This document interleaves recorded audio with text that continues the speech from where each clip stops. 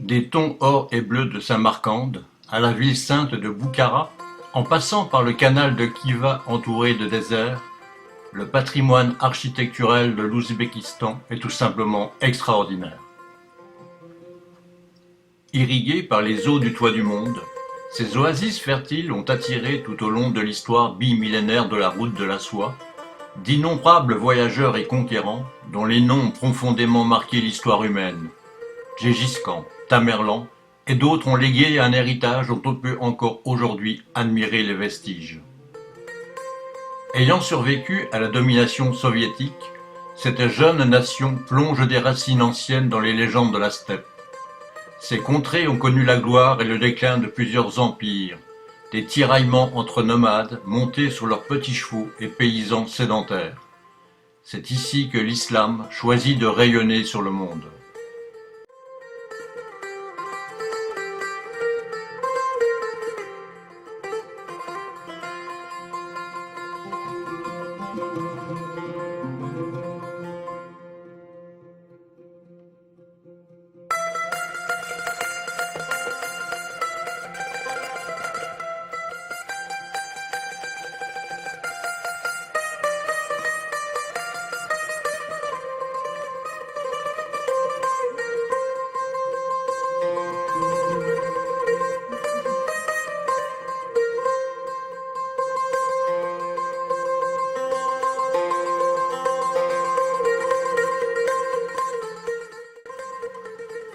Tamerlan, le plus grand conquérant d'Asie centrale, est né dans la ville de Kesh. Devenue une cité musulmane après l'invasion arabe, elle tomba quelque peu dans l'oubli alors que Boukhara et Samarcande prospéraient. Tamerlan déploya de gros efforts pour renforcer et embellir Kesh. Que celui qui doute de notre puissance et de notre munificence regarde nos constructions. Cette inscription a partiellement disparu à l'image du grandiose projet de Tamerlan. Une arcade de 40 mètres de haut et de 22 mètres de large, flanquée de deux tours de 65 mètres de haut, donne sur une cour dallée de marbre de 100 mètres de côté, elle-même ceinturée d'arcades à l'étage, telle était la splendeur passée de ce palais blanc. La mosquée Kokombaz, reconnaissable au dôme bleu qui lui a donné son nom, fut construite par Olumbek, petit-fils de Tamerlan. Sous la grande coupole bleue du caveau se trouvent de nombreux tombeaux. Une rénovation a permis de raviver les riches décors sur plâtre de l'intérieur.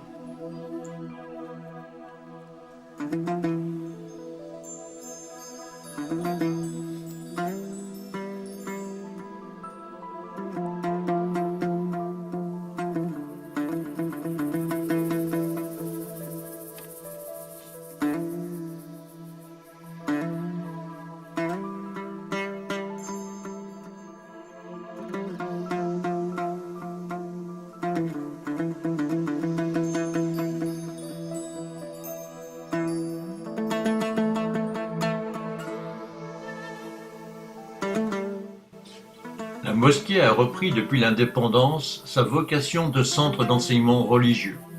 La prière du vendredi rassemble de nombreux Ouzbeks. Des vieillards en turban, hautes bottes et tchoupanes flottants traversent la cour ombragée de la mosquée pour se désaltérer au puits avant d'aller prier sous le haut ivan en bois. L'élément le plus impressionnant de l'habillement masculin est la tchapan, long manteau attaché à la taille par une turma, large ceinture.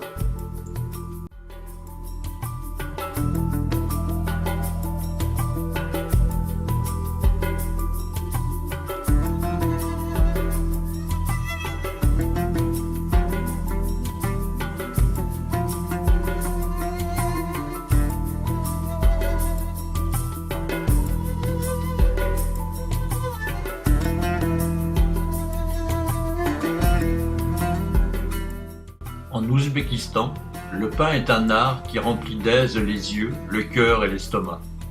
Les hommes le pétrissent, les femmes le vendent sur les marchés où leur couleur dorée et leur décoration attirent les chalands.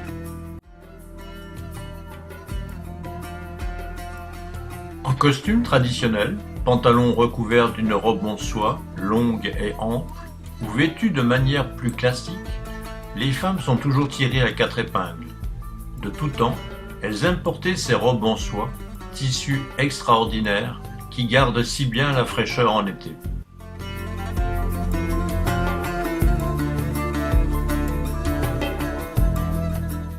La visite au marché reste le meilleur moyen d'appréhender la culture et la vie quotidienne d'un pays. On est emporté par tout ce brouhaha et on est vite imprégné par l'odeur des diverses épices orientales, des légumes, des fruits. Nos yeux sont éblouis par toutes ces variétés de marchandises étalées sur de modestes comptoirs.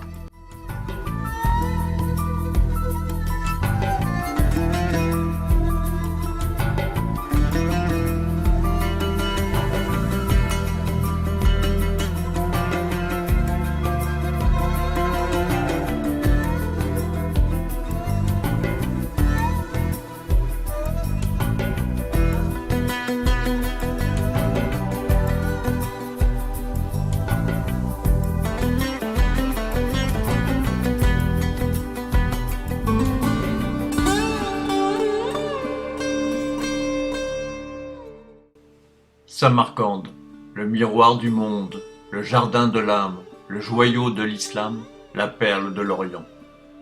Cette cité est au cœur de toute l'histoire de l'Asie centrale. Elle a été le carrefour des diverses branches de la route de la soie, celle de l'ouest vers la Perse, celle de l'est vers la Chine et celle du sud vers l'Inde. Tamerlan en fit une capitale dont les dômes audacieux et les mosaïques bleues suscitent aujourd'hui encore l'admiration des voyageurs. Au cœur de Samarcande, le Régistan, complexe le plus grandiose d'Asie centrale, est l'un des plus beaux d'islam. Sous Tamerlan, le Régistan servait de place du marché. Sous son petit-fils Ulugh-Bek, elle devint la grande place officielle où alternaient revues militaires, proclamations et exécutions publiques. D'importants travaux la transformèrent peu à peu en un magnifique ensemble architectural.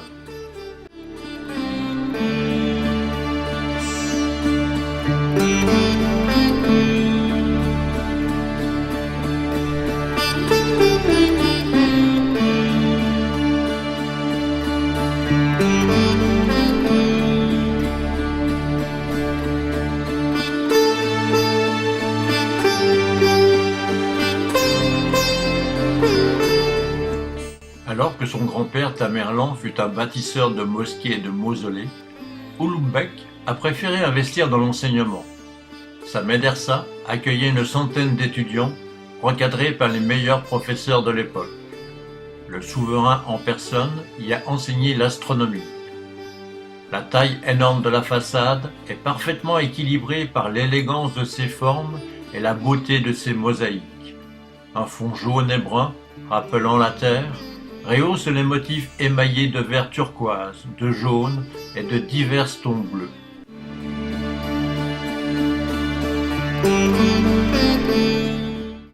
Autrefois appelée Nour, cette ancienne cité occupait une position stratégique sur la frontière entre les terres cultivées et la steppe.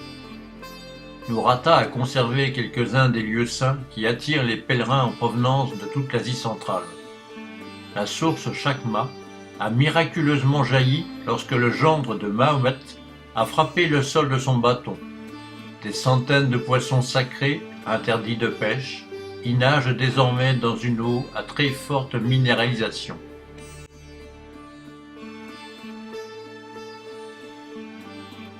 Après leur pèlerinage à la source sacrée, les Ouzbeks se rassemblent sur la place du village pour pique-niquer à l'ombre de façon assez confortable.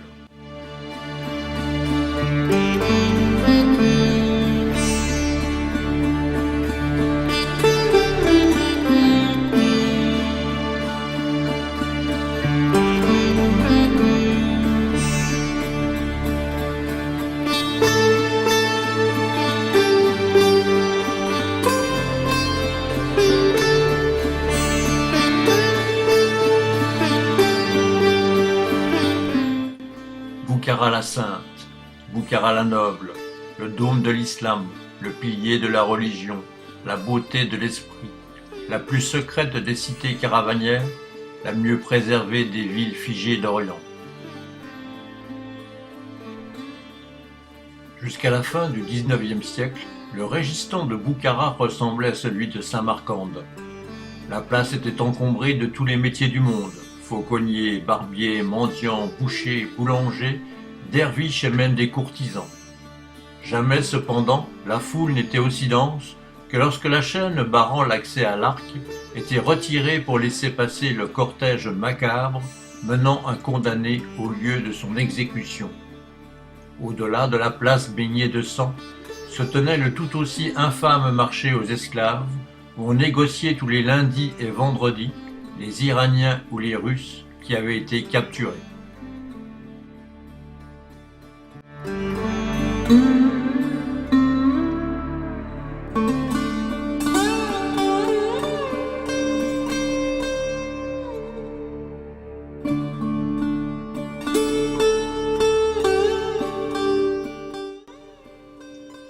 Cette maison d'un riche marchand de Boukhara est aujourd'hui un musée qui témoigne du faste de l'époque des grandes caravanes.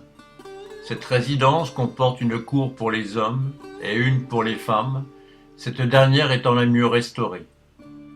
On n'y trouve que peu de meubles, car tous les éléments de décoration occupaient des niches aménagées dans les parois, et la famille dormait sur des matelas à terre, comme cela se fait encore aujourd'hui.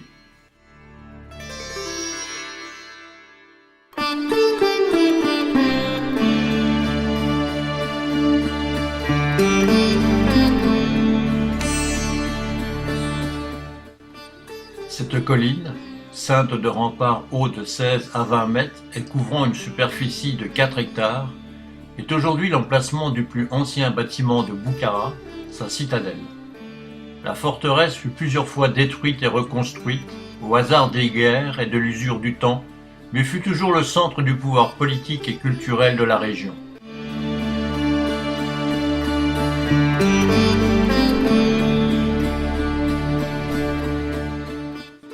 La mosquée Kalon sert de mosquée du vendredi. Elle a donc été bâtie pour accueillir la totalité de la population mâle de la ville lors de la grande prière hebdomadaire, offrant ainsi place à 10 000 ou à 12 000 personnes. L'énorme esplanade centrale, écrasée de chaleur en été, est ceinturée par une galerie de 208 colonnes supportant 288 coupoles diffusant leur ombre.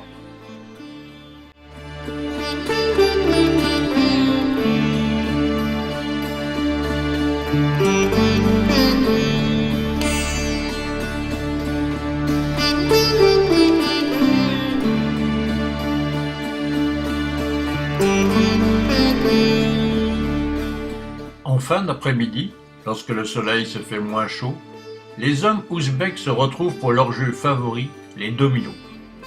Les parties sont souvent acharnées et peuvent durer plusieurs heures. Autre jeu tout aussi passionné, le mahjong ou encore le jeu d'échecs. Le tchominor, sorte de chaise renversée, est le corps de garde d'une médersa construite par un riche marchand turkmène. Le mausolée des Samanides, érigé vers 907, est le plus ancien mausolée musulman d'Asie centrale. L'ensemble de briques, de dimensions et de volumes différents, aurait été cimenté au jaune d'œuf et au lait de chamelle. Un peu à l'écart du centre historique de Boukhara se trouve le marché Bazar, dont l'architecture est très marquée par l'influence russe. On visite avec plaisir ce grand marché traditionnel, histoire de se plonger dans l'ambiance fourmillante des stands débordant de victuailles.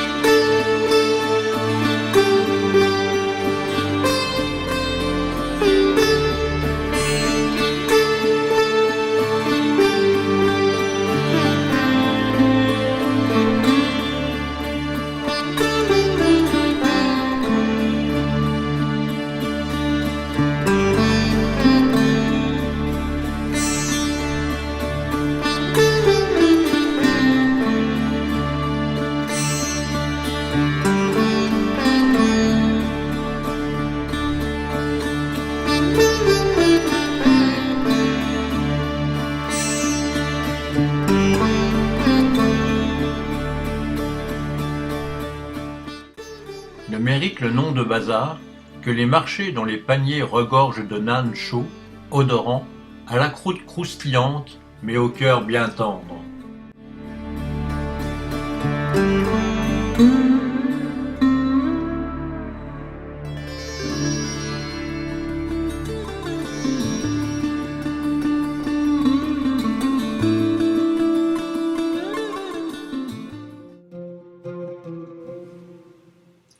Pour se rendre de Boukhara à Urgench, soit une distance de 450 km, les caravanes devaient traverser le désert de Karakoum.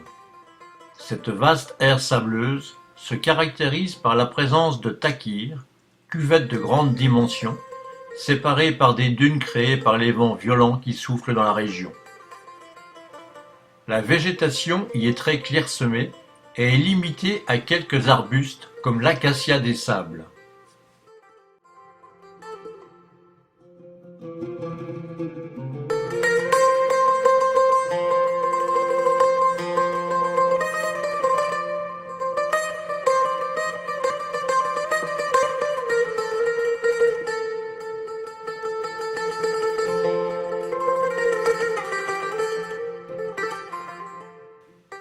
Le désert de Karakoum est habité par les Koumlis qui sont accompagnés par les moutons noirs à la peau bouclée dont on tire l'astrakhan.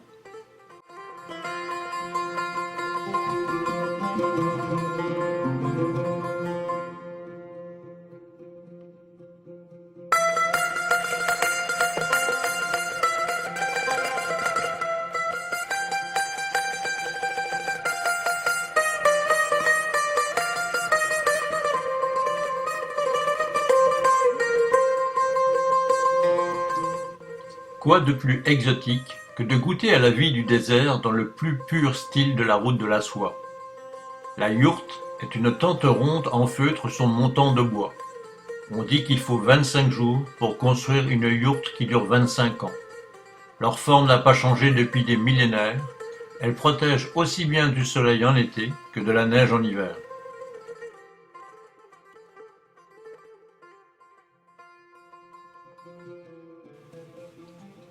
Il y a 3000 ans, des hommes ont gravé la roche de dessins qui ont survécu jusqu'à nos jours. Les gorges de Zarmiche offrent de beaux exemples de cet art le plus ancien d'Asie centrale.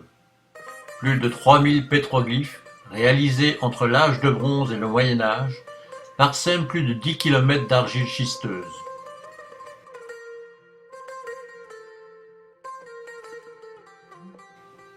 De remarquables représentations d'hommes primitifs et de leurs animaux se succèdent. Taureaux, cerfs, chèvres, chiens et chevaux, mais aussi des personnages en train de chasser avec des armes ou de pratiquer des danses rituelles.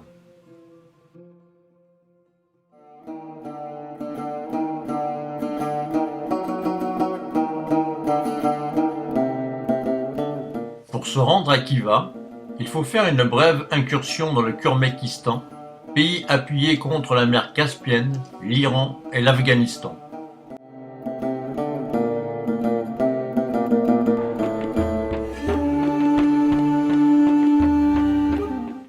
Là où Samarcande épuise imagination, la romance de Khiva se révèle entièrement. Là où Urgench est enfermé dans 2 dimensions, Khiva s'épanouit dans les 4, avec des visions ancestrales qui hantent ces rues étroites et sinueuses. L'histoire de Khiva remonte à celle des caravaniers qui s'arrêtaient au puits de Khivak pour trouver de l'eau douce avant de reprendre le cours de l'expédition transcontinentale. La légende raconte que Sem, le fils de Noé, aurait tracé les contours de la ville en s'inspirant d'un puissant mirage.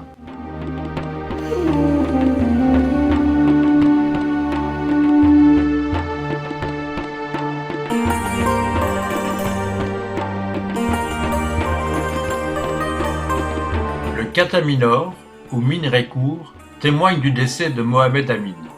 Commandité par le Khan en 1852, il devait s'élever à plus de 70 mètres et être ainsi le plus haut du monde musulman. Sa construction a été abandonnée à 26 mètres suite à la mort du Khan. Le Kataminor baigne dans une atmosphère douce, imprégnée du vert de jade typique de Khiva, si riche qu'elle semble avoir absorbé toutes les couleurs de la ville et lui donné ainsi un ton unique. La plénitude monastique qui imprègne la mosquée du Vendredi permet une retraite apaisante, presque souterraine, dans une pénombre qui tranche avec l'éclat brûlant du désert. Deux flaques de lumière se répondent autour d'une forêt de 213 piliers aux profondes nuances obscures. Ala Kuni Khan passa commande d'un palais de 163 pièces et de 3 cours. Dès que l'architecte royal aurait suggéré que les 3 ans assignés seraient trop courts pour construire cet immense palais, il fut aussitôt empalé et remplacé par un célèbre céramiste. Finalement, le palais put être terminé au bout de 8 ans, avec la participation de 1000 esclaves.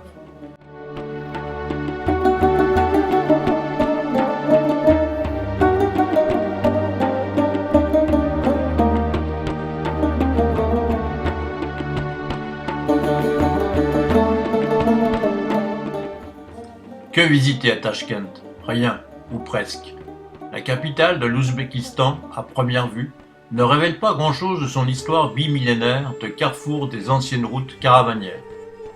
Les autorités de Tachkent n'ont pas eu le culte du passé, et ce n'est pas le remplacement de l'ancienne statue de Marx par une statue de Tamerlan qui redonneront à cette ville son ancien charme définitivement évanoui.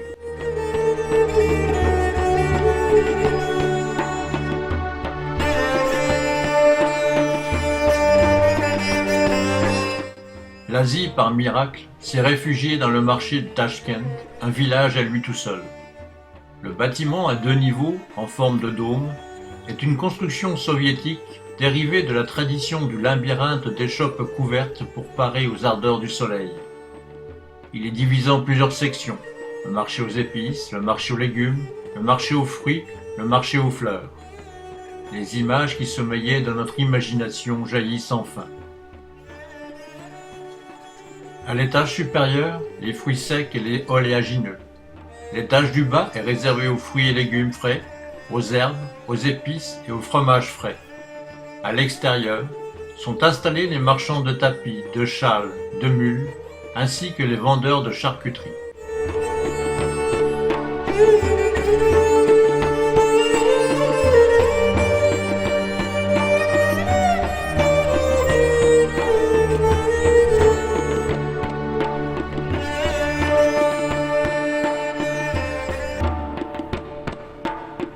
Le peuple ouzbek a su conserver ses valeurs historiques et culturelles, ainsi que les traditions originales qui furent soigneusement transmises d'une génération à l'autre. Les grands ancêtres des Ouzbeks ont grandement contribué non seulement au développement de la culture nationale, mais ils sont devenus un sujet de la fierté nationale et de la conscience du peuple ouzbek. C'est sur l'expérience historique, l'héritage et la tradition que se forme la nouvelle génération de cette République. La culture de l'Asie centrale est devenue le centre d'attraction pour toute l'humanité. Samarcande, Boukhara, Khiva sont devenus des lieux de pèlerinage, non seulement pour les savants, mais aussi pour tous les gens du monde qui s'intéressent à l'histoire et à ses valeurs.